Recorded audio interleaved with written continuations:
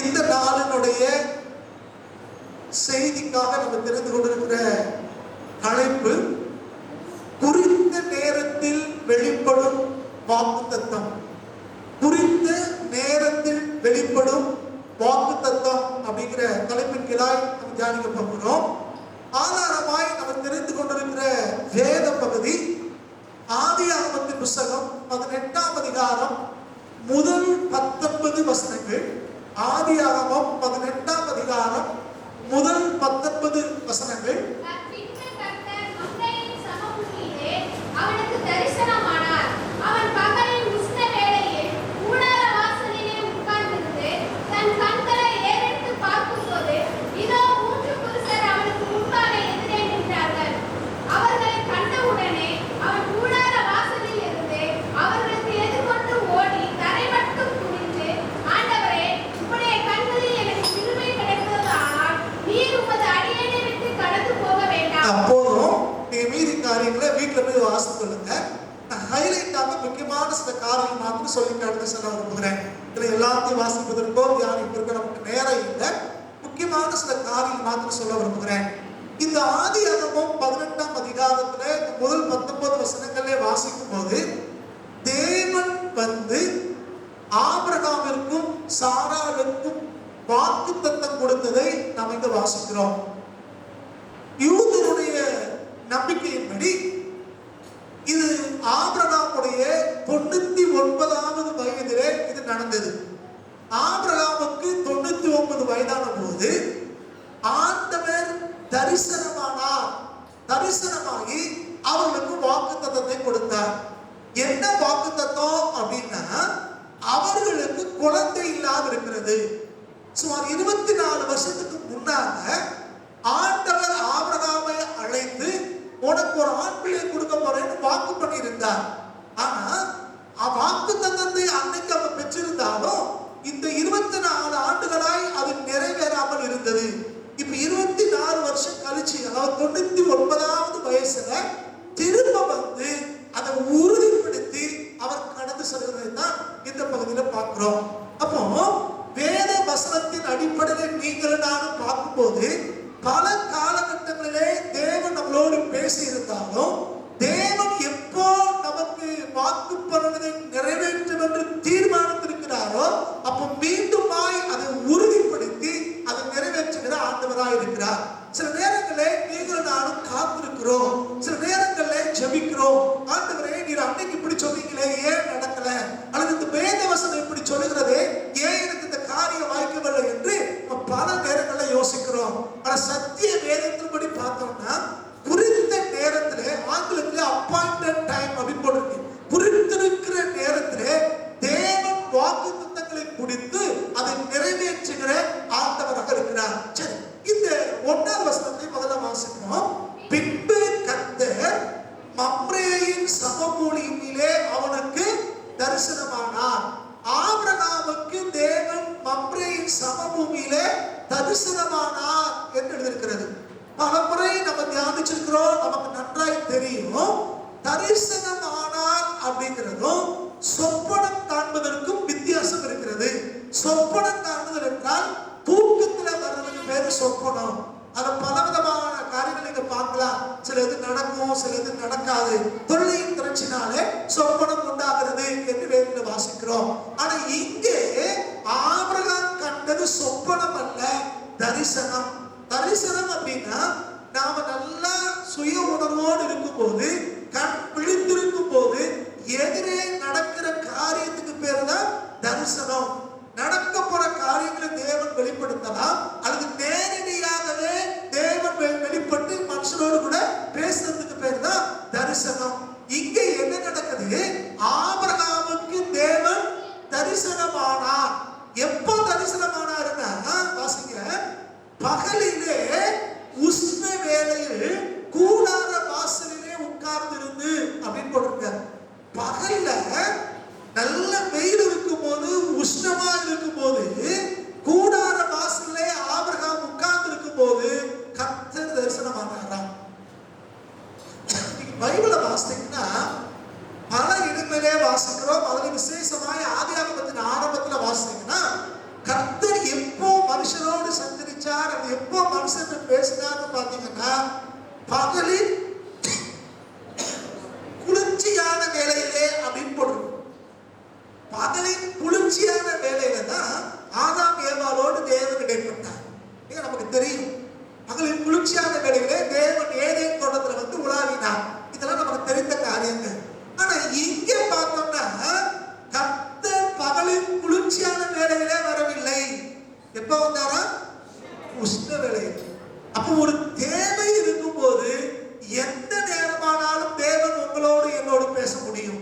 உங்களுக்கு எனக்கும் அவர் தரிசனம் தர முடியும். சில பேர் சொல்ற மாதிரி வெள்ளிக்கிழமை தான் சாமி வருவாரு அப்படிங்கிறது இல்லை. ஞாயிற்றுக்கிழமை தான் ஆண்டவர் பேசுவாரு அப்படிங்கிறது இல்லை. நல்ல நாள் கெட்ட நேரம் ஒண்ணுமே கிடையாது. சில பேர் சொல்றதை பார்த்திருக்கேன், ஐயோ நைட்ல பேய் நடமாடும் அப்படிப்பா. வேதத்தின்படி பார்த்தோம்னா தேவன் அப்படி அல்ல. நம்ம தேவை ஏற்படும் பொழுதெல்லாம் நமக்கு ஒரு காரியத்தை சொல்ல வேண்டும் என்று தேவன் தீர்மானிக்கிற வேலையில எந்த நேரமா இருந்தாலும் சரி கர்த்தர் நமக்கு தரிசனம் தருவார், நம்மளோடு பேசுவார், நம்மளை பலப்படுத்துவார். அவர் சொன்ன வார்த்தைகளை அவர் நிறைவேற்றுகிற ஆண்டவராய் இருக்கிறார். அப்போ இந்த வசனத்தின்படி பின்பு கர்த்தர் மம்ரேயின் சமபூமியிலே அவனுக்கு தரிசனமானார்.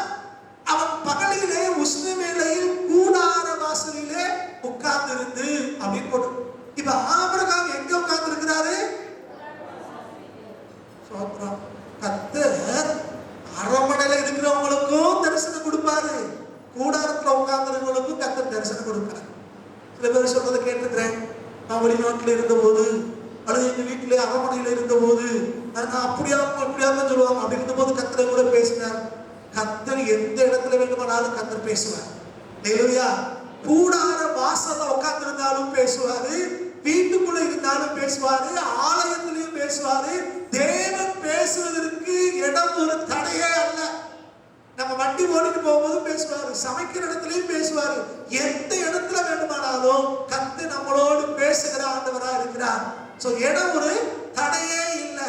நீங்களும் நானும் கர்த்தருக்குள்ள இருப்போமையானால் எந்த நேரமானாலும் எந்த இடத்துல வேணாலும் தேவன் நம்மளோடு கூட இடைப்பட முடியும்.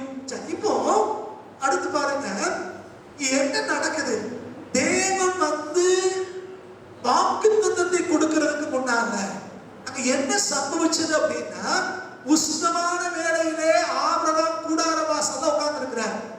இப்போ ஆண்டவர் அவருக்கு தரிசனமானார். எப்படி தரிசனமானாரா? நல்லா கவனிங்க. பின்பு கர்த்தர் மம்ரேயின் சமபூமியிலே அவனுக்கு தரிசனமானார் அப்படின்னு போடுறது. அப்ப தரிசனமானது யாரு? பைபிளை கவனிக்கிறீங்களா? இப்ப தரிசனமானது யாரு? தேவதூதன்னு போடல, கர்த்தர் தரிசனமானார் அப்படின்னு போடுறது. இப்போ இரண்டாவது வசனத்தை வாசி பாருங்க. தன் கண்களை ஏறெடுத்து பார்க்கும்போது, யாரு கண்களை ஏறெடுத்து பார்க்கிறா? ஆபிரகாம் தன் கண்களை ஏறெடுத்து பார்க்கும்போது இதோ 3 புருஷன் அவனுக்கு எதிரே. தரிசனமானது யாரு? கர்த்தர். இவன் காண்கிறது எதை காண்கிறார்? 3 புருஷரை காண்கிறார். நீங்க கவனிக்கணும். இங்க வந்திருக்கிறது யார் வந்திருக்கா? கர்த்தர் வந்திருக்கிறார். எப்படி வந்திருக்கிறார்? 3 புருஷர்களாக வெளிப்படுகிறார். வேத பண்டிதர்கள் சொல்றாங்க 2 பேர் தேவதூதர் என்றும் ஒருத்தர் குமாரனாகிய கிறிஸ்து என்று சொல்லுகிறார்கள். ஏன்னா பிதாவாகிய தேவன் பூமியிலே யாருக்கும் தன்னை வெளிப்படுத்துறது இல்லை, யாரும் அவரை கண்டது இல்லை. ஆவியானவருக்கும் ரூபம் கிடையாது. பழைய ஏற்பாட்டிலையும் புதிய ஏற்பாட்டிலையும் காணத்தக்கதாய் வெளிப்பட்ட ஒரே நபர் ஆண்டவராகிய இயேசு கிறிஸ்து. திருத்துவத்திலே நடுநயமா இருக்கிற குமாரனாகிய கிறிஸ்து தான் வெளிப்பட்டார். ஆகவே இந்த 3ல ஒருத்தர் இயேசு கிறிஸ்து என்றும் பழைய ஏற்பாட்டு காலத்திலே பல இடத்துல அவர் வருகிறார். நீங்க இங்கிலீஷ்ல பாத்தீங்கன்னா ஏஞ்சல் கேபிட்டல் லெட்டர்ல போட்டிருப்பாங்க ஏவ. மத்த ஏஞ்சல்ஸ்லாம் ஸ்மால் லெட்டர்ல இருக்கும். தமிழ் பைபிள்ல வாசித்தீங்கன்னா தூதன் ஆனவர் அப்படின்னு போட்டிருப்பாங்க. அவர் தூதன் அல்ல, தூதன் ஆனவர் அப்படின்னு. ஆனா இந்த இடத்துல தூதன் ஆனவர் என்ற வார்த்தை பயன்படுத்தப்படவில்லை, 3 புருஷர்கள் அப்படிங்கிற வார்த்தை பயன்படுத்தப்பட்டிருக்கிறது. சோ இந்த 3ல ஒருத்தர் கிறிஸ்து என்றும் மற்ற 2 பேரும் தேவ தூதன் என்றும் சொல்லுகிறார்கள். திருத்துவ தேவன் அப்படிங்கிறதுனால 3 சாமி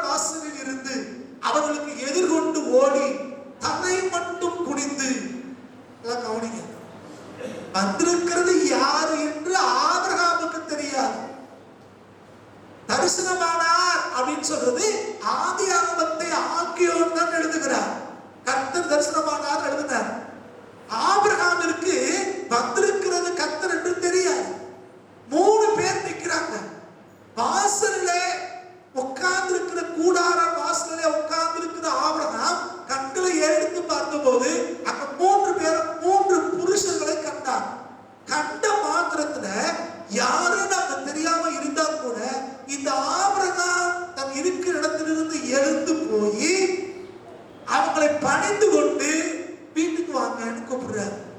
இந்த இடத்துல நீங்களும் நானும் ஒரு காரியத்தை தெளிவாய் கவனிக்க வேண்டும். இஸ்ரவேலுடைய கலாச்சாரமோ தமிழ் கலாச்சாரமோ பல காரியங்கள்ல நெருக்கமானது, ஒரே மாதிரியானது. வீட்டுக்கு வந்தவங்களை வாங்கன்னு கூப்பிடணுங்கிறது தமிழ் கலாச்சாரம், யூத கலாச்சாரமும் அதுதான். எதிரியா இருந்தா கூட நம்ம வீட்டுக்கு வந்துட்டாங்கன்னா அவங்கள வாங்கன்னு கேட்கணும். இதுதான் பைபிள் கலாச்சாரம். நீங்க என்ன ஆகி போச்சு அப்படின்னா, கிறிஸ்தவங்கன்னு சொல்ற அநேகர் வீட்டுக்கு சொந்த வந்தா கூட முகத்தை வேற பக்கம் திரும்பி இருக்கிறத பார்க்கிறேன்.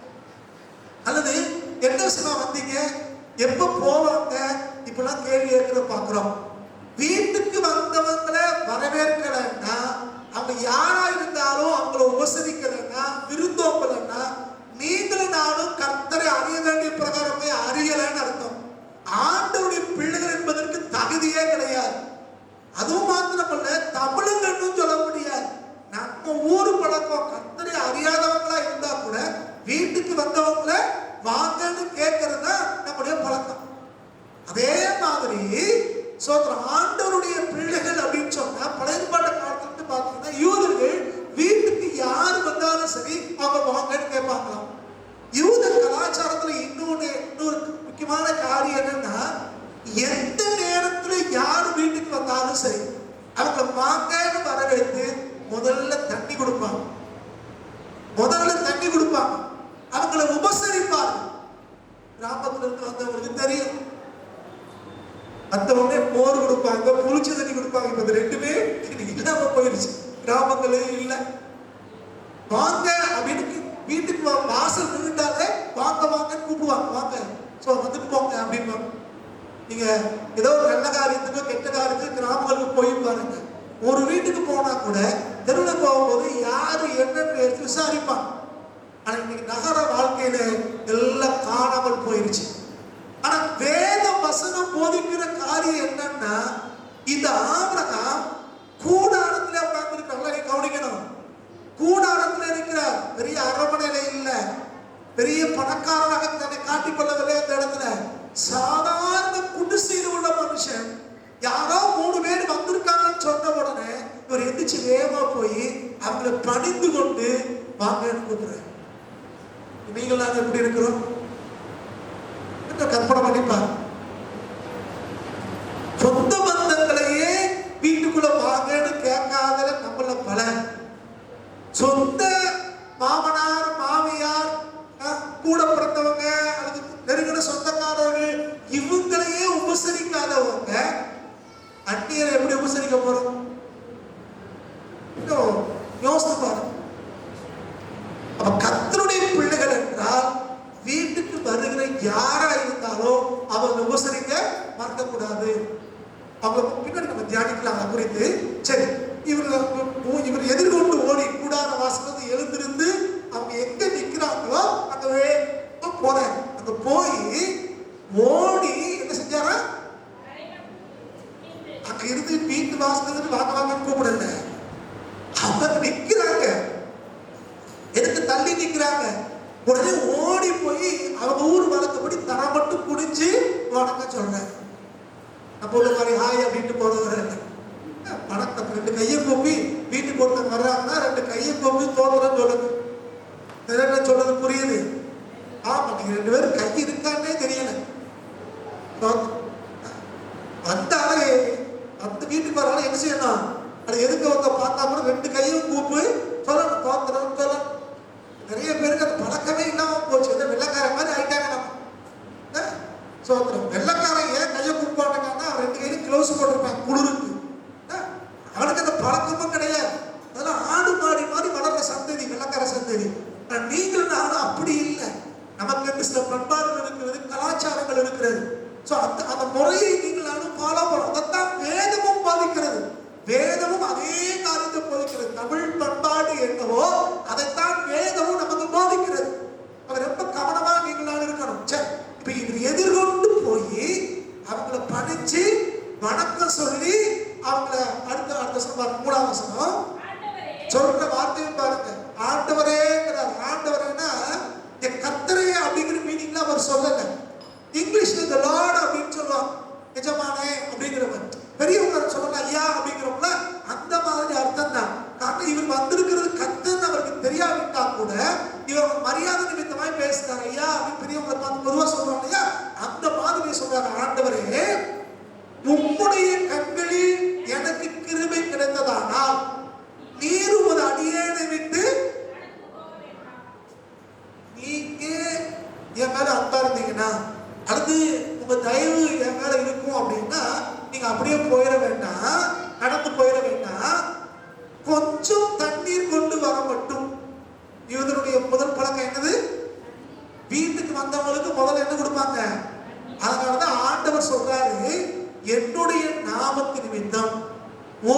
வருஷம் கண்ணீர் கொடுத்தாலும் அதன் பலனை அடையாம போறது இல்லைங்கிற. அப்ப வீட்டுக்கு வந்தவங்களுக்கு முதல்ல என்னது கொடுக்கணும் தெரிஞ்சுக்கோங்க. வீட்டுக்கு வந்தா முதல்ல தண்ணி கொடுக்க பழகுங்க. ரெண்டாவது டீயோ காப்பியோ இருந்தா முடிஞ்சா நம்ம செய்யலாம். ஆனா வேத முறைமை வீட்டுக்கு வந்தவங்களுக்கு தண்ணீர் கொடுத்தோம்னா அதுக்கு என்று தேவன் நமக்கு ஒரு ஆசீர்வாதத்தை வச்சிருக்கிறாராம். நம்ம குடும்பத்துல எல்லாரும் தெரிந்து கொள்ள வேண்டிய ஒரு காரியம். சரி, அவன் என்ன சொல்றாரு, நீங்க இந்த இடத்த விட்டு போயிடாதீங்க, கொஞ்சம் தண்ணீர் கொண்டு வரும் மட்டும். அடுத்து பாருங்க, உங்கள் கால்களை கழுவி மரத்தடியிலே சாய்ந்து கொண்டு இருங்க.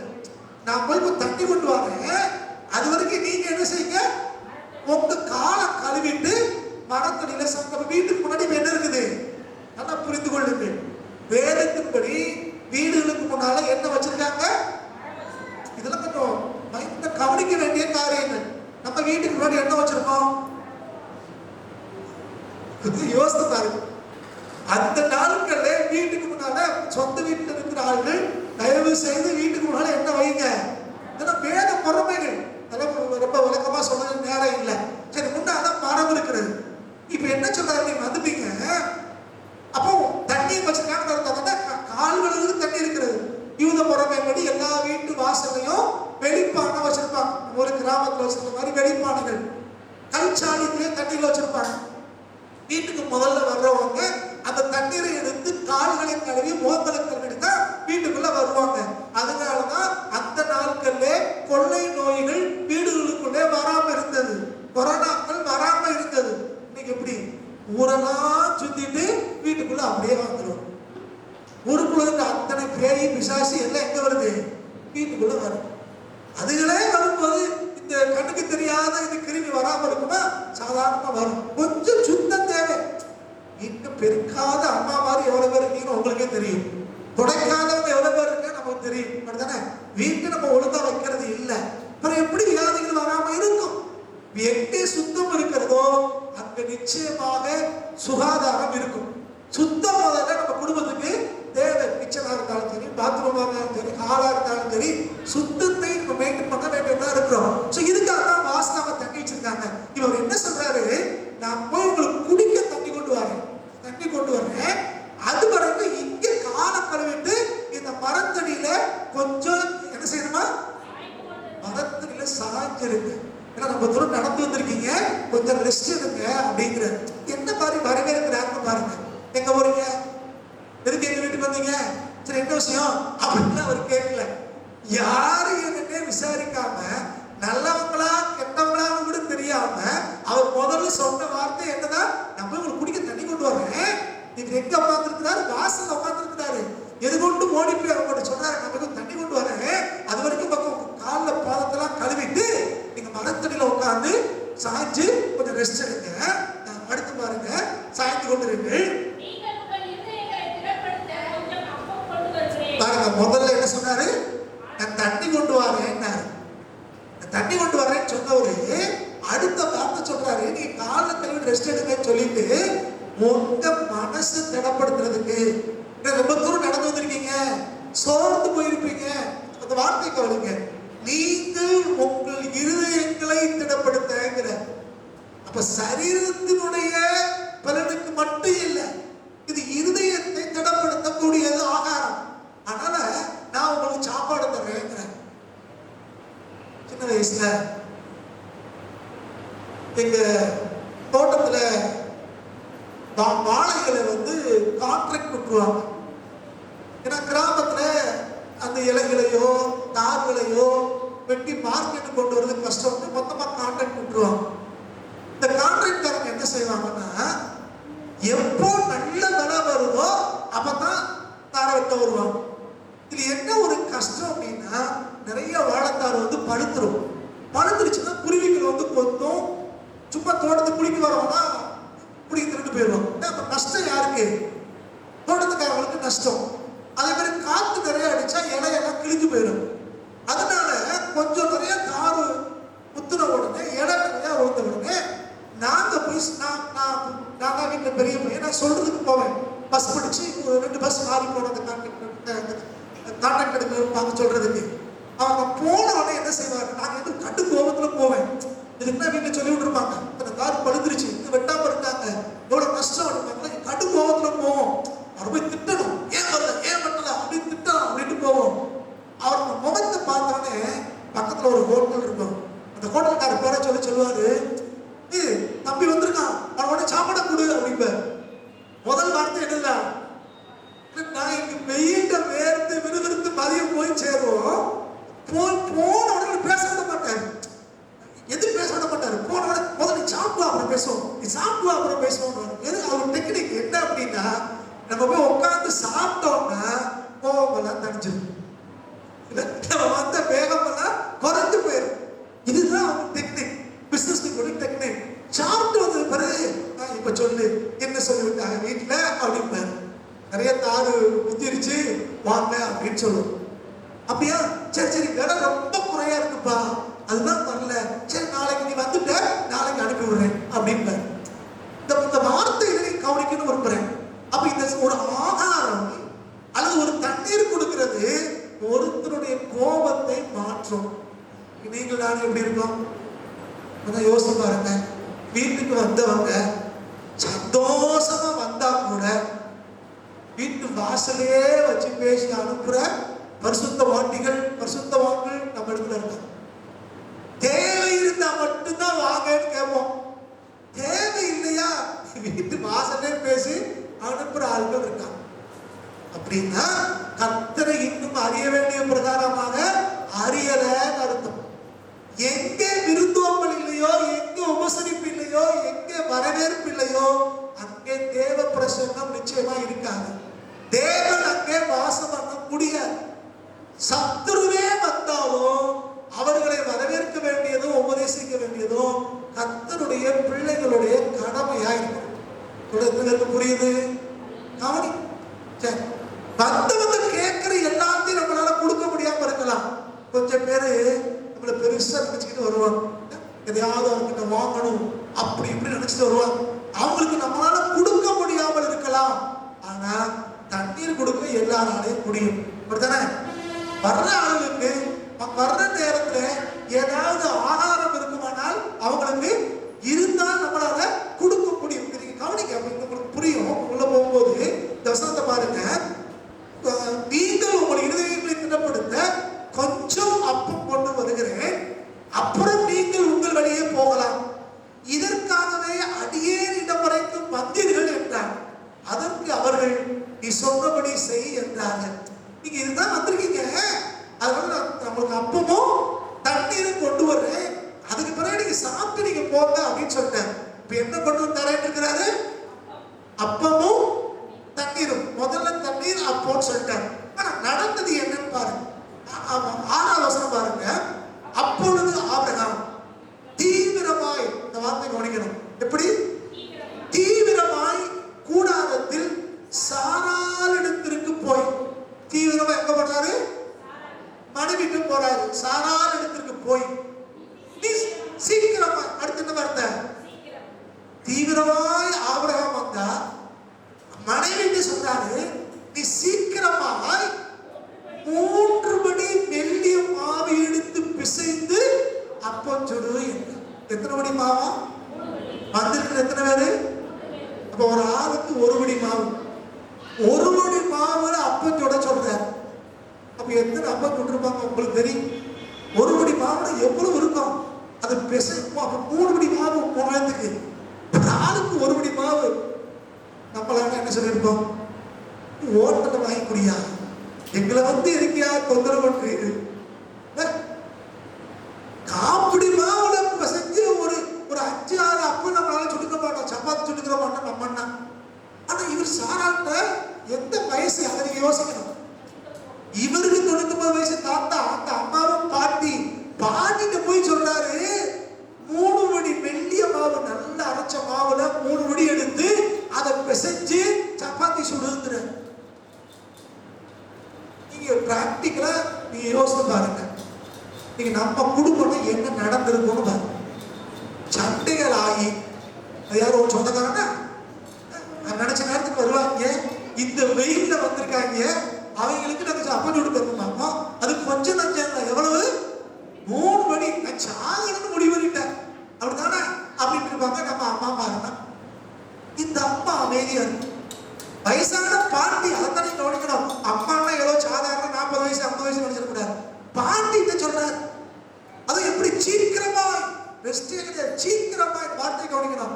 இவர் தீவிரமா வந்தா அந்த அம்மாட்ட சொல்றாரு சீக்கிரமா அப்பம் சுடுங்கிற. சரி 3 மணி வெள்ளிய மாவு எடுத்து பிசைந்து அப்பம் சுடு என்றார். பிசைஞ்சு அப்பம் சுட சொல்றாரு. நம்மள மாதிரி கோதுமை தோசை சுட்டுவீங்கன்னு சொல்லல. எடுத்தோடனே தண்ணி ஊற்றி அடக்கி தோசையா சுட்டுறீங்கள. அப்பம் பிசையணும். நல்லா பிசைஞ்சு கஷ்டப்பட்டு செய்யுங்க. ஒவ்வொரு வார்த்தையும் கவனிக்கணும் இருக்கிறேன். அடுத்த வசனம் பாருங்க, 7ஆம் வசனம். அதுக்கப்புறம் என்ன செய்றாரு? ஓடுறாரு. அவங்கள போய் பேசினாரு. அங்கிருந்து தீவிரமா வந்து மனைவிட்டு வந்தாரு. மனைவிட்டு வந்து சீக்கிரமா பேசுகிறாரு. யாரு? 99 வயசு தாத்தா. திரும்ப இங்க இருந்து எங்க ஓடுறாரு?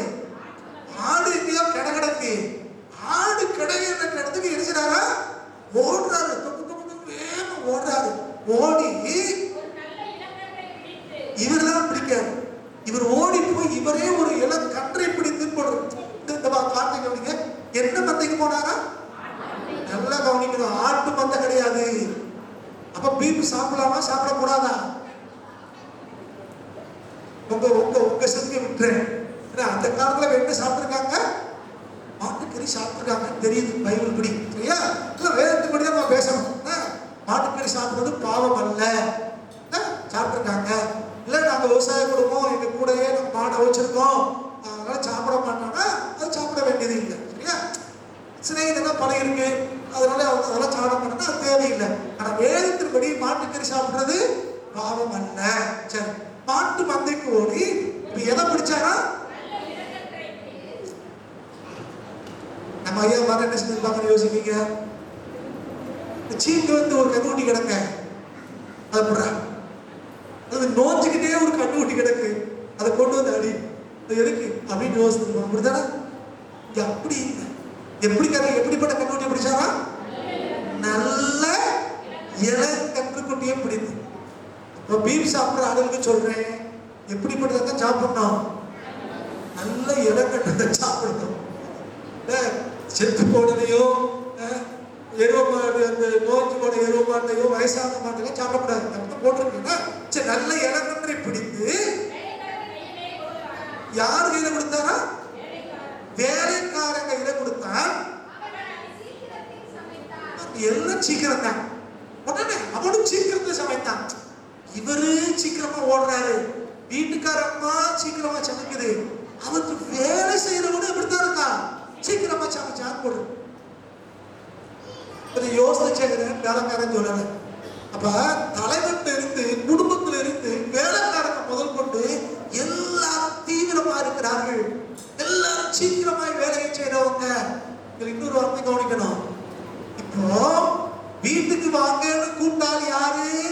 ஆபிரகாம். இப்ப ஆபிரகாம் ஒரு விருந்தாளோட சொல்லக்கூடாது, ஒரு அந்நியரை பார்த்து நீங்க இவ்வளவு தூரம் வந்துட்டீங்க, இருந்து சாப்பிட்டு போங்கன்னு சொன்னாரு. சொல்லும் போது தண்ணியும் அப்பமும் கொண்டு வரேன்னு சொல்லிவிட்டு இப்ப எஸ்டா ஒரு நன்றையும் அடிச்சு சமைக்கிறார். சொன்னதை விட அதிகம் செய்கிறாரு. அப்படி செய்யறாரு. மனைவி ஒத்துழைக்கிறாங்க, வேலைக்காரனும் ஒத்துழைக்கிறான். இதுதான் வேதத்தின் ரகசியம். அப்ப ஒரு குணப்பாடு அவளுக்குள்ள இருந்தது. யாரு என்ன சொல்றாங்களோ அதை குடும்பத்திலே ஒருத்தருக்கு ஒருத்தர் கேட்கிறாங்க. இன்னைக்கு நம்ம குடும்பங்களை எப்படி? அப்பா ஒண்ணு சொன்னா அம்மா ஒண்ணு சொல்லுவாங்க, அம்மா ஒண்ணு சொன்னா பிள்ளை ஒண்ணு சொல்லும், சொந்த பந்தம் ஒண்ணு சொல்லும். இருக்கிறது 4 பேருன்னா 40 யோசனை வரும். எப்படி அந்த ஆசீர்வாதம் இருக்கும்? இங்க ஒரு குணப்பாடு இருந்துச்சு. எல்லாரும் சேர்ந்து வேலை செய்யறாங்க, ஒரே காரியத்தை செய்தாங்க. அப்ப வீட்டுக்கு வந்த ஆட்களை உபசரிக்கணுங்கிறது இல்ல. வீட்டினுடைய தலைவர்ல இருந்து வேலைக்காரன் வரைக்கும் ஒரு குணப்பாடோடு இருக்கிறாங்க. அதனாலதான் கர்த்தர் அங்கே தரிசனமானார். அப்ப தேவன் ஒரு இடத்துல தரிசனம் ஆகணும்னா அங்கே விருந்தோம்பல் முக்கியம், அங்கே உபசரிப்பு முக்கியம். தேவன் நம்மளோட பேச வேண்டுமானால், தேவன் நமக்கு வாக்குத்தத்தங்களை கொடுக்க வேண்டுமானால் அந்நியரை உபசரிக்க மறவாதிருங்கள் அப்படின்னு வேதத்துல வாசிக்கிறோம். நாம அப்படி உபசரித்தா தேவதூதனை கூட உபசரிச்சுவோம் அப்படின்னு புதிய ஏற்பாடு சொல்லுகிறது. அப்போ நீங்கிற நானும் எப்படி முதல்ல தெரிஞ்ச ஆளுக்களை உபசரிப்போம், முதல்ல சொந்த பந்தங்களை முதல்ல உபசரிப்போம், முதல்ல சிநேகிதமான உபசரிப்போம், முதல்ல நம்ம விசுவாச மக்களை உபசரிப்போம். அதுக்கு அடுத்தபடி எங்க போலாம்? அந்நியர். நமக்கு இங்கேயே அடிப்படையே ஆட்டம் காமிச்சுன்னா அந்நியரை எங்க உபசரிக்க யோசிப்பாரு. நீங்களும் நானும் வேதத்தின்படி யோசித்து பார்த்தோம்னா எந்த நிலைமையில இருக்கிறோம்னு பாருங்க. கர்த்தரை காண முடியல, கர்த்தருடைய சத்தத்தை கேட்க முடியல, கர்த்தர் எனக்கு வாக்குத்தத்தத்தை கொடுக்கல, தேவன் என்னை ஆஸ்வதிக்கல அப்படின்னா நம்ம குடும்பங்கள் எப்படி இருக்கிறது என்பதை யோசித்து பார்க்க வேண்டும். அப்ப உபசரிப்பு, விருந்தோம்பல், அந்நியரை உபசரிக்கிறது ரொம்ப ரொம்ப முக்கியமான ஒன்றாக இருக்கிறது. இப்ப 8ஆம் வசனத்தை பாருங்க. இப்ப அடுத்து இன்னும் பாருங்க. திரும்ப திரும்ப நான் உங்களுக்கு ஞாபகப்படுத்துகிறேன்.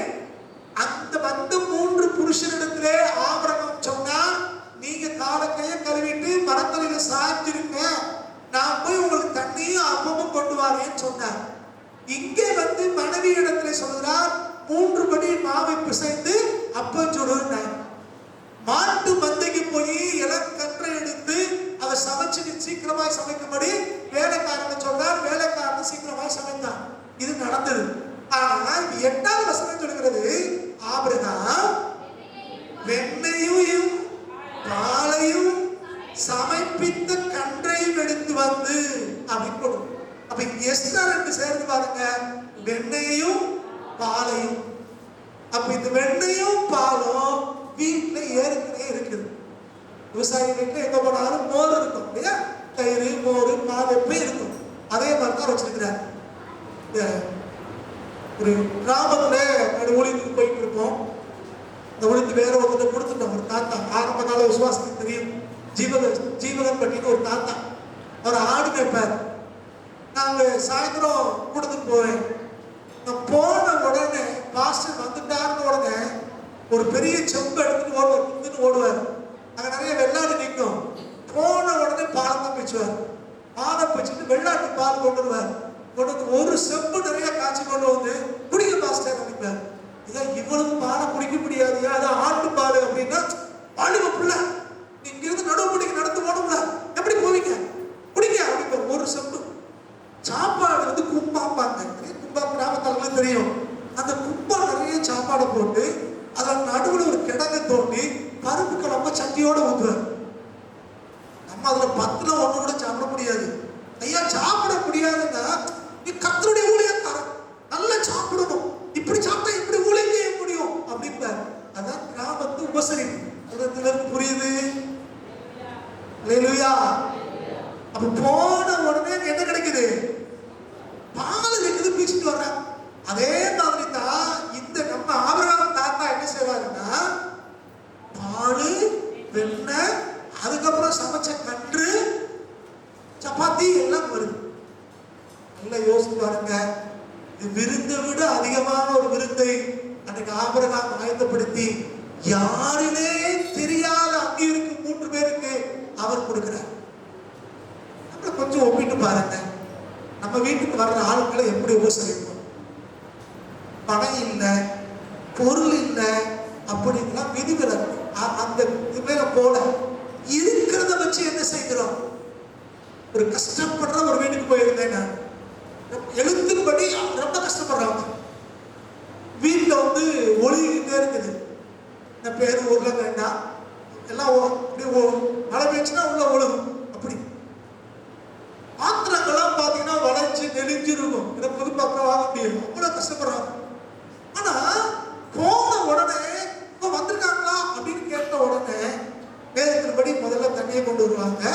கொடுத்துட்டு வீட்டுல ஏதாவது இருக்கா சட்டிமானே புரட்டுறது. புரட்டிட்டு கடைசியில் அவங்கள சத்துணவு மாவு எடுத்துருக்கு. அந்த மாவை எடுத்து அதுல ஏதோ ஒரு பலகாரம் செஞ்சு உடனே கொடுத்து கொண்டாட வைக்கிறாங்க. யோசித்து பார்த்தேன், சத்துணவு மாவுல பலகாரம் செய்யணும்னு எப்படி தெரிஞ்சிருக்கு? ஒரு நாள் அவங்க வீட்டுல போன பொறிகள்ல சட்னியா இருக்கு, பொறிகள்ல தான் இருந்திருக்கு. அந்த பொறிகள்ல எதையோ செஞ்சு இது சாப்பிடு தம்பி அப்படின்னு கொடுக்குறாங்க. இதுக்கு பேரு தான் உபசரிப்புன்னு பேர். ஒண்ணுமே இல்லாம இருந்தாலும் இருக்கிறத வச்சு ஏதாவது ஒண்ணு செஞ்சு நம்ம பசியாற்று நினைக்கிறாங்களே, அவங்களுக்கு பேரு தான் கர்த்தருடைய பிள்ளைகள் பேர். ஹல்லேலூயா. எதை விதைக்கிறோமோ அதை நம்ம அறுப்போம். இது எங்க வீட்டுக்கு வந்தவர்களுக்கு, நான் சொல்றது வெளியில மற்றவர்கள் சொல்லல, வீட்டுக்கு வந்தவர்களுக்கு உபசரிக்கிறது குறித்து நான் பேசுகிறேன். அதான் வேதம் சொல்றது. இதுல இன்னும் ஒரு சின்ன ஒரு ட்ரிக் இருக்கு, நீங்க கவனிக்கணும். இந்த 8வது வசனத்திலே வெண்ணையையும் பாலையும் வாசிங்க. 8வது வசனம், சமர்ப்பித்த. இதுல ஒரு சிலர் என்ன சொல்றாங்க அப்படின்னா, அந்த நாட்கள்ல சமைக்கிறதே பால்ல சமைப்பாங்க. நம்ம தேங்காய் பால்ல சமைக்கிற மாதிரி, தேங்காய் எண்ணெய்களை நம்ம சமைக்கிற மாதிரி பால்ல சமைப்பாங்களாம்.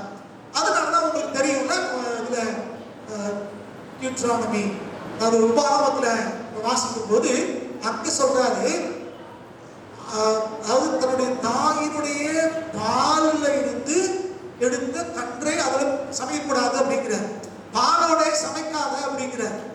அதனால இந்த இடத்துல என்ன சொல்றாங்க அப்படின்னா, இது சமைத்தலை குறிக்கூடியதா இருக்கும் அப்படின்னு ஒரு சிலர் சொல்றாங்க. ஆனால் அது பின்னாட்கள வந்த உபதேசம், இதுக்கு அதுக்கு சம்பந்தம் இல்லைன்னு சிலர் சொல்றாங்க.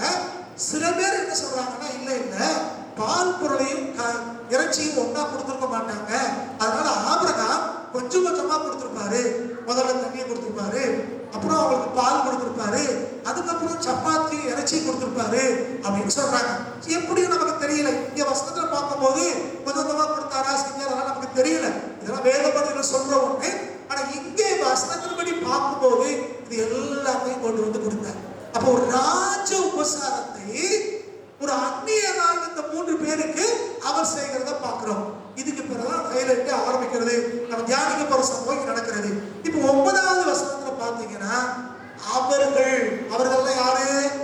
அந்த 3 பேரும் அவர்கள் அவனை நோக்கி, ஆபிரகாமை நோக்கி, உன் மனைவி சாராள் எங்கே என்றார்கள். அதோ கூடாரத்தில் இருக்கிறாள் என்றான். இப்ப 3 பேரும் சேர்ந்து கேட்கிறாங்க. ஏன்னா ஒரே ஆளாக செஞ்சிருக்க முடியாதுன்னு நம்மளுக்கு தெரியும். அப்ப அவங்க மனைவியும் சேர்ந்துதான் இதை சமைச்சிருக்காங்க தெரியும். 2வது வந்திருக்கிறது யாரு? கர்த்தர் வந்திருக்கிறார். அதனால அவங்க என்ன நடக்குதுன்னு அவருக்கு தெரியும். இப்ப ஆண்டவர் சொல்றார், உன் மனைவியாகிய சாராள் எங்கே அப்படின்னு கேட்டார். இந்த அம்மா அது வரைக்கும் வெளிப்படவே இல்லை. ஏன்னா சமயம் கேட்டு வேலையில அந்த அம்மா எங்கேஜ் ஆயிருக்கு, உள்ள அங்க இருக்குது. இவர் கேட்கிறார். இப்ப கேட்கறது யார் கேட்கிறா? 3 பேரும் சேர்ந்து கேட்கிறாங்க. இப்ப என்ன நடக்க பாருங்க, அவர் அங்க கூடாரத்தில் இருக்காங்கன்னு சொன்னதுக்கு பிறகு அப்பொழுது அவர் யாரு? கர்த்தர் பேசுகிறார். 3 பேர் அல்ல, ஒருவராய் இருந்த கர்த்தர் அங்கே பேசுகிறார். அப்பொழுது அவர், ஒரு உற்பவ கால திட்டத்தில் நிச்சயமாய் உன்னிடத்திற்கு திரும்ப வருவேன்.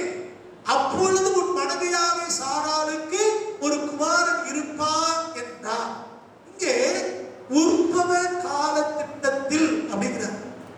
இப்ப நான் வந்தேன், எனக்கு சாப்பாடு கொடுத்துட்டேன், நான் கிளம்பி போறேன், ஆனா திரும்பவும் ஒரு உற்பவ கால திட்டத்துல வருவேன். இந்த உற்பவ கால திட்டம் என்ன அப்படின்னு நம்ம தெரிஞ்சுக்கணும்னா, நம்ம ஐயா மாதிரி நிறைய விளக்கங்கள் கொடுப்பாங்க. ஒரே சொன்னா அது உற்பவ காலம்னா ஒரு குழந்தை உற்பத்தி ஆகிற காலம் அப்படின்னு. ஆனா நீங்க ஆங்கில வேதாகமத்துல வாசித்தீங்கன்னா, the appointed time in next year அப்படின்னு போடும். the appointed time in next year அப்படின்னு, அடுத்த ஆண்டிலே குறித்த காலத்திலே அப்படின்னு போடும்.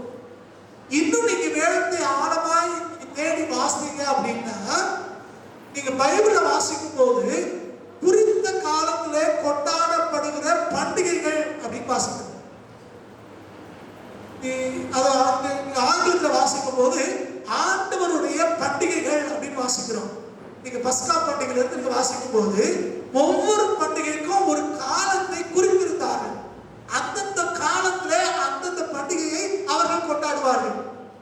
சொல்றது புரியுது? பண்டிகைகள் நினைச்ச நாள்ல கொண்டாட மாட்டாங்க, அந்தந்த நாளிலே வேதம் சொன்னபடி கொண்டாடுறாங்க. பஸ்கான்னா இத்தனை தேதி கொண்டாடணும், அப்புறம் புளிப்பில்லாத அப்ப பண்டிகைனா இப்ப கொண்டாடணும் அப்படின்னு வச்சிருந்தாங்க. பெந்தெகோஸ்தே, எக்கால பண்டிகை எல்லாம் குறிப்பிட்ட நாட்களே நடக்கும். தி அப்பாயிண்டட் டைம்ஸ், குறித்த காலத்திலே கொண்டாடப்படுகிற பண்டிகைகள். அதே வார்த்தையை தான் இங்கேயும் அவங்க பயன்படுத்துறாங்க. உற்பவ காலம் என்றால் ஒரு குறித்த காலத்திலே திரும்ப வருவேன். கவனிக்கணும். அப்ப எப்படி பண்டிகை கொண்டாடுவதற்கு ஒரு குறிப்பிட்ட காலம் இருந்துச்சோ அதே போல இவங்க சொல்றாங்க, உனக்கு ஒரு குழந்தை பிறக்க போது, அதாவது நான் ஒரு குறிப்பிட்ட காலத்துல வருவேன், அப்போ உனக்கு ஒரு குழந்தை பிறக்க போகுதுங்கிற. அப்ப எப்படி பண்டிகைகளை கொண்டாடினையோ அதே போல ஒரு பண்டிகை காலம் உனக்கு வரப்போகுதுன்னு அர்த்தம். நீங்களும் நானும் தெளிவாய் புரிந்து கொள்ள வேண்டும். அந்நியரை உபசரிக்கிறவர்களுக்கு தேவன் சொல்லுகிற ஒரு வாக்குத்தத்தம் என்ன அப்படின்னா, அவர் குறிப்பிட்ட நேரத்திலே உங்களையும் என்னையும் ஆசீர்வதிக்கிற ஆண்டவர். எப்படி குறிப்பிட்ட காலத்திலே பண்டிகைகள் வருகிறதோ அதே போல குறிப்பிட்ட காலங்களிலே உங்களை என்னையும் ஆசீர்வதிப்பது தேவனுடைய திட்டமா இருக்கிறது. தேவன் எல்லாவற்றிற்கும் ஒரு காலத்தை வைத்திருக்கிறார். The Lord has an appointed time to bless us. நம்மளை ஆசீர்வதிப்பதற்கென்று தேவன் ஒரு குறிப்பிட்ட காலத்தை வைத்திருக்கிறார். அதன் காலத்தில் அவர் எல்லாவற்றையும் நேர்த்தியாய் செய்கிற கர்த்தர். அதன் காலத்தில் ஒவ்வொன்றிற்கும் தேவன் ஒரு காலத்தை குறித்திருக்கிறார். நீங்களும் நானும் சில ஆசீர்வாதங்களுக்காய் காத்திருக்கிறோம். நீங்களும் நானும் சில காரியங்களை எதிர்பார்க்கிறோம். ஆனா சத்திய வேதம் சொல்கிறது, நீங்களும் நானும் உபசரிக்கிறவர்களாய், விருந்தோம்பல் செய்கிறவர்களாய், மற்றவர்களை நேசிக்கிறவர்களாய் இருப்போமானால், நம்ம வீட்டுக்கு வர்றவங்களை உபசரிக்கிறவர்களாய் இருப்போம்னு சொன்னா கர்த்தர் சொல்றார், நமக்கென்று ஒரு குறிப்பிட்ட காலத்தை வைத்திருக்கிறார். அந்த காலங்களிலே தேவன் உங்களை என்னையும் ஆசீர்வதிக்கிற கர்த்தர். ஹல்லேலூயா. அப்போ தேவன் குறித்த நேரத்துல நம்மளை ஆசீர்வதிப்பார். நமக்கென்று தேவன் ஒரு காலத்தை குறித்திருக்கிறார் என்று வேதம் சொல்கிறது. தேவன் ஒரு நேரத்தை குறித்திருக்கிறார். வேதத்தில் வாசிக்கிறோம். ஆபகம் தீர்க்கதரிசி புஸ்தகம் 2ஆம் அதிகாரம் 3ஆம் வசனத்தை வாசிங்க. தரிசனமானது குறித்த காலத்திற்கு வைக்கப்பட்டிருக்கிறது என்று வேதம் சொல்கிறது. தரிசனமானது குறித்த காலத்திற்கு வைக்கப்பட்டிருக்கிறது. அது தாமதிப்பது இல்லை, அது பொய் சொல்றது இல்லை. தாமதித்தாலும் அதற்கு காத்திரு, அதற்கு குறித்த காலத்தில் நிறைவேறும் என்று சொல்கிறார். அப்ப நீங்களும் நானும் தெளிவாய் புரிந்து கொள்ள வேண்டும். நம்முடைய தேவனாகிய கர்த்தர் அவர் பேசுகிற ஆண்டவர். குறித்த காலத்தை நமக்கென்று குறித்து வைத்திருக்கிறார். அந்த குறித்திருக்கிற நேரத்திலே அவர் வாக்குத்தத்தங்களை கொடுக்கிற ஆண்டவர். அந்த வாக்குத்தத்தங்களை கொடுக்கிறவர் மாத்திரமல்ல, அதை நிறைவேற்றுகிற கர்த்தர். என்ன சொன்னார் பாருங்க, ஒரு உற்பவ காலத்திட்டத்தில் திரும்ப வருவேன். திரும்ப வருவேன், அப்பொழுது உன் மனைவியாகிய சாராளுக்கு, இதுவரைக்கும் ஆகாரத்துக்கு குழந்தை இருந்திருக்கலாம், வீட்டுல வேலைக்காரர் இருந்திருக்கலாம். ஆனா இப்ப உனக்கு ஒரு காலத்தை நான் குறித்திருக்கிறேன். அந்த குறித்திருக்கிற காலத்திட்டத்தில் நான் திரும்ப வருவேன். அப்படி வரும்போது உன் மனைவியாகிய சாராளுக்கு ஒரு குழந்தை இருப்பாங்க. இப்ப இது யாரும் கேட்டுட்டு இருக்கா? சாராளுக்கு கேட்டுட்டு இருக்காங்க. இதை கேட்டுக்கிட்டு இருந்த உடனே அந்த அம்மா மனசுக்குள்ள சிரிச்சாங்க. போட்டு மனசுக்குள்ள நினைச்சாங்களாம். எதுக்காக மனசுக்குள்ள நினைச்சாங்க? அந்த வார்த்தையை வாசிக்கிறேன். இந்த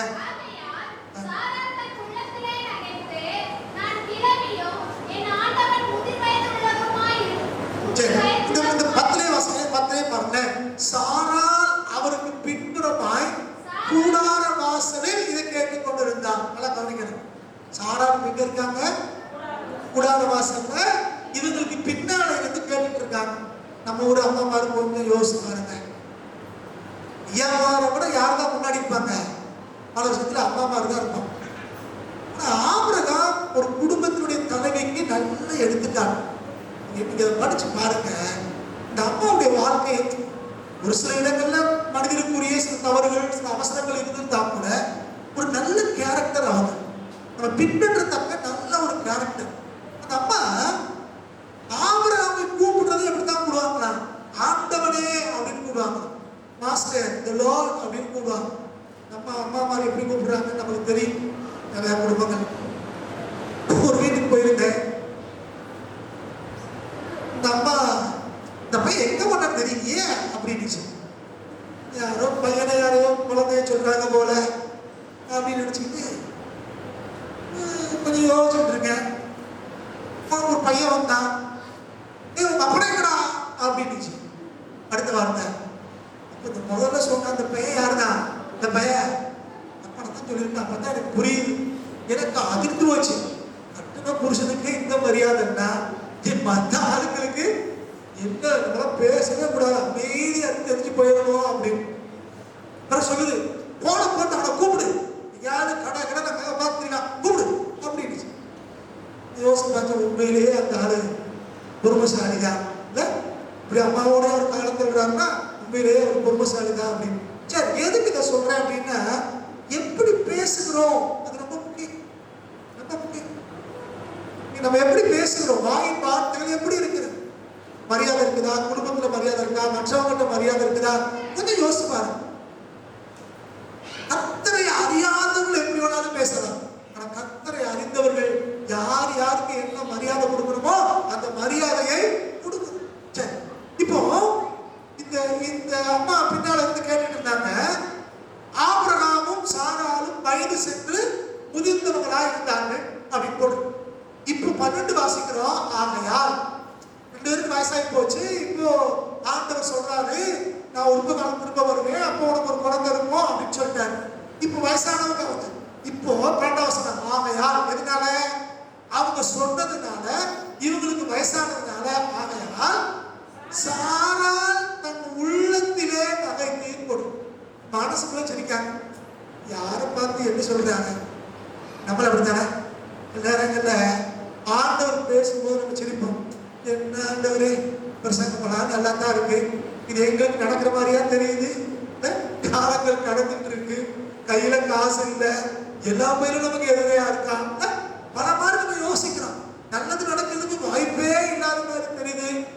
நீர் சொல்றது தேவனால கூடாத காரியம் ஒன்றும் இல்லை, பொறுமையா இருங்க, கர்த்தர் உங்களுக்காக என்ன செய்வாருன்னு சொல்றீங்க. உள்ளத்துல என்ன செய்யற நேரத்துல ஆண்டவரே சில நேரங்களை நினைக்கிறோம், சில நேரங்களை கோபப்படுறோம். இன்னும் நம்பி எவ்வளவு காலம் தான் பொறுமையா இருக்கிறது அப்படின்னு நம்ம யோசிக்கிறோம். இந்த அம்மாவும் அதுக்கு விதிவிலக்கல்ல. சரி, அம்மா சொல்லிட்டே பாட்டிங்கன்னா சாரால் பாட்டியும் அதுக்கு விதிவிலக்கல்ல. உள்ளத்துல நகைத்தார்கள், நகைச்சாங்க. இத ஆண்டவர் கேட்டார். எல்லாம் கவனிக்கணும். நம்ம வெளிப்படையா சிரிச்சாலும் கர்த்தருக்கு தெரியும், மனசுக்குள்ள சிரிச்சாலும் கர்த்தருக்கு தெரியும்.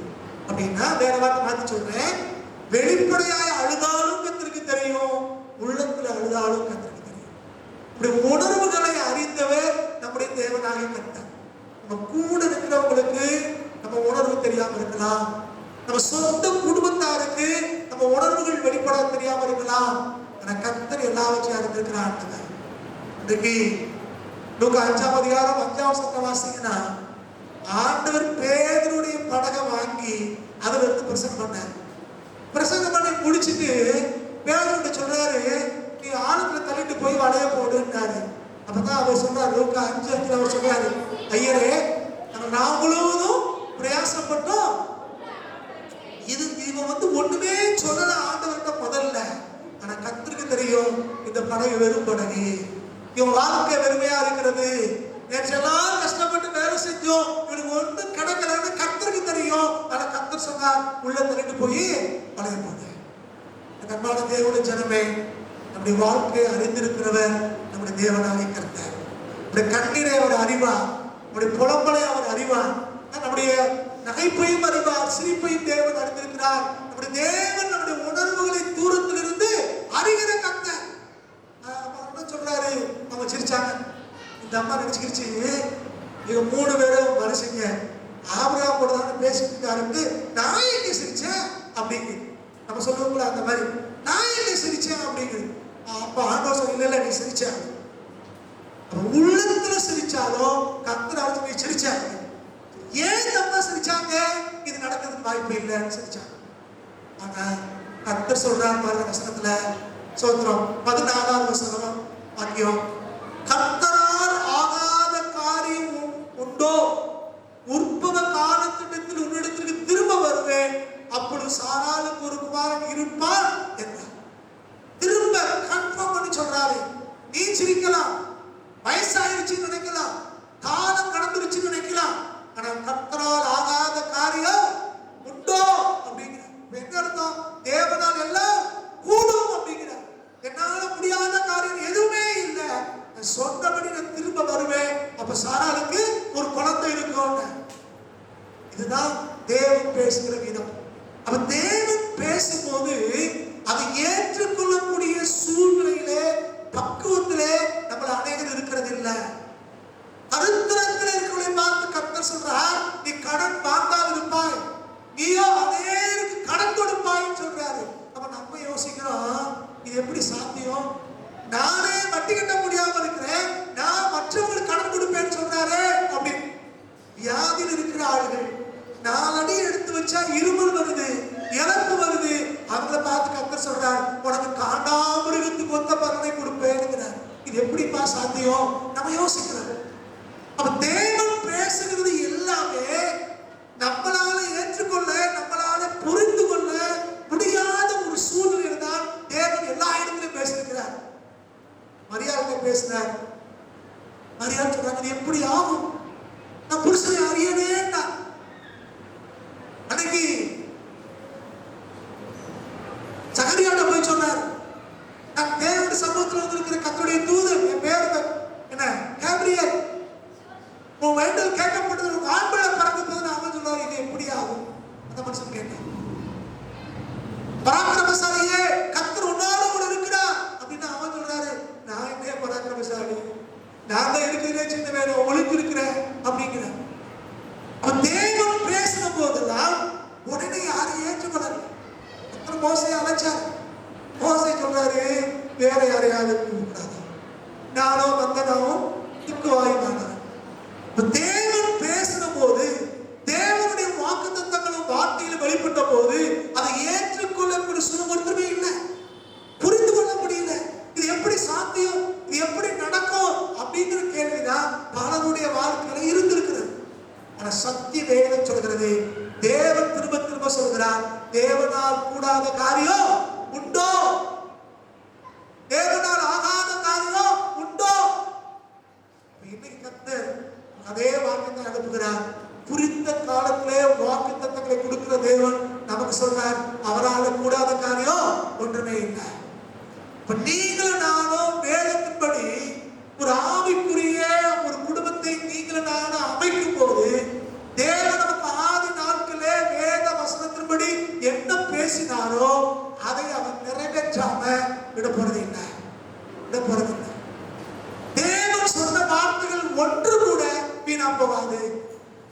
சூழ்நிலைகள் எப்படி வேணாலும் இருக்கலாம், அறிந்தவங்க தெரிந்தவங்க உறவு ஜனங்கள் என்ன வேணாலும் பேசலாம், நாட்டு நடப்பு எப்படி வேணாலும் இருக்கலாம், சுற்றிலும் நடக்கிற காரியங்களா நமக்கு எதிராக இருக்கலாம், சரீரத்திலே நமக்கு பலனும் நம்பிக்கையும் இல்லாம இருக்கலாம், எதிர்காலம் நமக்கு இருந்தது போல நமக்கு தெரியலாம், பலரும் பலவிதமான ஆலோசனை நமக்கு சொல்லலாம். ஆனால் எல்லாவற்றின் மத்தியிலையும் தேவனுடைய வார்த்தை உங்களுக்கு எனக்கு என்ன சொல்லுகிறதோ அதுதான் நடக்க போகுது. தேவனுடைய வார்த்தை நமக்கு எப்படி வெளிப்பட்டுச்சோ, கர்த்தர் நமக்கு என்ன வாக்கு பண்ணாரோ அதுதான் நம்ம வாழ்க்கையிலே நிறைவேற போகிறது. அவன் இன்னைக்கு ஒரு தீர்மானம் எடுப்போம், ஆண்டவரே என்ன நடந்தாலும் பரவாயில்லை, இன்னைக்கு உங்களுடைய கரங்களை விட்டு கொடுக்கிறோம். பெருமையோட தன் போகிற இடம் என்னதென்று அறியாம புறப்பட்டு போன ஒரு ஆபிரகாமுக்கு தேவன் இவ்விதமான ஆசீர்வாதத்தை கொடுக்க முடியுமானால், நீங்க உங்களை என்னை ஆசீர்வதிக்கிறது எவ்வளவு லேசான காரியம். ஆபிரகாமை ஒரு பெரிய சந்ததியாய் ஜாதிகளுக்கு தகப்பனாய் மாற்ற முடியுமானால், நீங்க உங்களை என்னை ஆசீர்வதிக்கிறது கர்த்தருக்கு எவ்வளவு லேசான காரியம். அந்த காரியம் எதுவா இருந்தாலும் சரி, கர்த்தரிடத்தில் விட்டு கொடுப்போம். கர்த்தர் நம்ம வாழ்க்கையிலே அவர் இடைப்படுவார். கடைசியாக வாசனை முடிக்க விரும்புகிறேன். அவர் திரும்பி பேசி முடிச்சதுக்கு பின்னால அவர் சொன்னாரு, 16ஆம் வசனம் பாருங்க, பின்பு அந்த புருஷன் எழுந்து அவ்விடம் விட்டு சோதோமை நோக்கி போனார்கள். ஆபிரகாமும் அவர்களோடு கூட போய் மடிவிட்டு அனுப்பினார். எப்படி வாங்கன்னு கூப்பிட்டு வந்தாரோ அதே போல போகும்போதும் அந்த பேசினே சாப்பிட்ட போ அப்படின்னு மிரட்டி விடுங்க. போய் வீட்டு வாசல வெளியே வந்து அவங்க வேற இடத்துக்கு போறதுக்கு நம்ம ஊர் பாசம் சொன்னா பசியை தூக்கிட்டு வர்றாங்க, வழி விட்டு அனுப்பிட்டு வர்றாங்க. ஒரு அந்நியரை எப்படி உபசரிக்க வேண்டும், எப்படி நடத்தணும், நம்முடைய குடும்பத்தாரை உறவு ஜனங்களை எப்படி நடத்தணுங்கிறதுக்கு இந்த சம்பவம் நல்ல உதாரணம். அப்ப உபசரிக்கிறதுல விருந்தோம்பல் செய்யறதுல நீங்களும் நானும் சரியா இருந்தோம்னா கர்த்தர் அவர் செய்ய வேண்டிய வேலையை குறிப்பிட்ட காலத்துல நம்ம வாழ்க்கையில அவர் செய்வார். ஜோமனமா தேவசம் நம்ம எழுதிருக்கலாம்.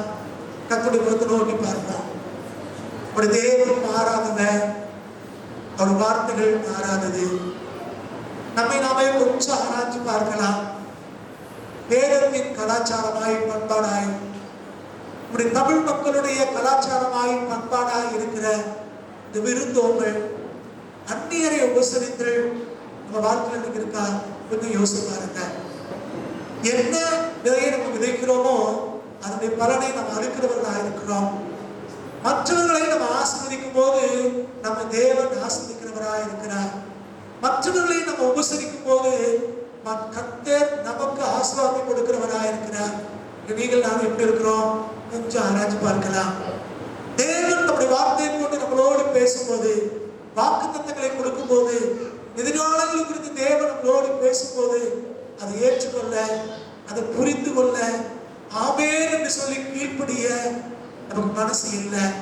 காரணம் சூழ்நிலை வித்தியாசமா இருக்கிறது, நம்முடைய காரியங்கள் வித்தியாசமா இருக்கிறது. அதை நம்புவதற்கும் ஏற்றுக்கொள்வதற்கும் எந்த சாத்தியம் இல்லாத போல தெரிகிறது. சத்திய வேதம் சொல்கிறது, கர்த்தர் என்ன சொன்னாரோ அதுதான் நடக்கும். காரணம் பேசுகிறவர் ஆண்டவர், சொல்லுகிறவர் கர்த்தர், வெளிப்பட்டது தேவனுடைய வார்த்தை. அது அனுப்புகிற காரியமாய் வாய்க்கும், அது வெறுமனே திரும்புகிறது இல்லை.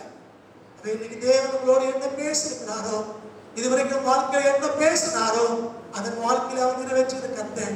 அவருடைய கரங்களை அப்படியே விட்டு கொடுத்து கர்த்தர் ஸ்தோத்திரம் பண்ணுவோமா? ஆண்டவரே, நாங்கள் எதெல்லாம் சரிப்படுத்திக் கொள்ள உதவி செய்யுங்கப்பா. என் குடும்பங்களே மற்றவர்களை உபசரிக்க, விருந்தோம்பல் செய்ய, நேசிக்க ஆண்டவரே எனக்கு வேண்டாங்க ஆண்டவரேன்னு சொல்லி கர்த்தரிடத்துல முதலாவது கேட்கலாம். இரண்டாவது, நம்முடைய சூழ்நிலை எப்படி இருந்தாலும் தேவன் நமக்கு வாக்கு பண்ணியிருக்கிறபடி கர்த்தர் குறித்த நேரத்திலே அந்த ஆசீர்வாதம் நமக்கு கிடைக்கத்தக்கதாய், தேவன் நமக்கு நன்மையானதை செய்யத்தக்கதாய், நம்ம எதிர்பார்த்திருக்கிற காரியங்கள், காத்திருக்கிற காரியங்கள் நிறைவேறத்தக்கதாய் கர்த்தர் அப்படி எல்லாரும் ஸ்தோத்திரம் பண்ணலாம். வாயில திறந்து கர்த்தரை ஸ்தோத்திரிப்போம்.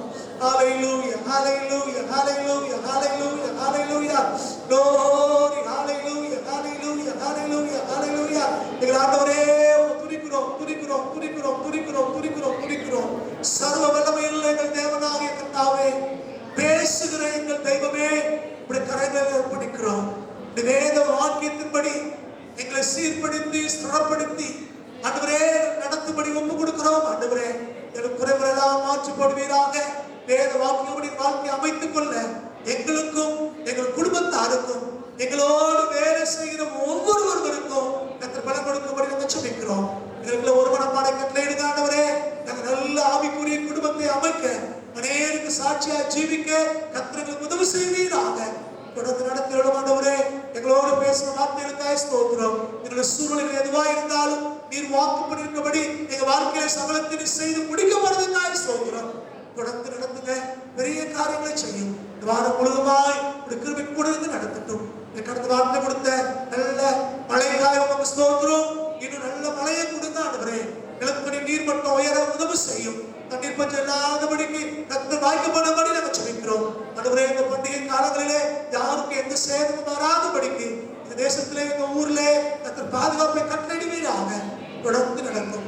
எல்லா நடத்துக்கும் மகிமைக்கும் பாத்திரம் நீர் என்று அறிந்து உடைய கரங்களை சகலத்தை ஒப்பு கொடுக்கிறோம். நடத்தியிருந்தோம் எல்லா காரியத்தையும் சபையாய் நடத்துவீர் என்று விசுவாசிக்கிறோம். கிரியை செய்யும். எல்லாரும் ரட்சகர் இயேசு கிறிஸ்து நாமத்தில் வேண்டிக் கொள்கிறோம் பிதாவே. உடைய பிதாவாகிய தேவனுடைய அன்பும் ரட்சகராகிய இயேசு கிறிஸ்துவின் கிருபையும் பரிசுத்த ஆவியானவருடைய சமாதானமும் சந்தோஷமும் யாவரோடும் கர்த்தருடைய வருகை வரையிலும் தங்கியிருப்பதாக. ஆத்மாவே கர்த்தரை ஸ்தோத்திரி. எங்களுடைய பரிசுத்த நாமத்தை ஸ்தோத்திரி. ஆத்மாவே கர்த்தரை ஸ்தோத்திரி. கர்த்தர் செய்த சகல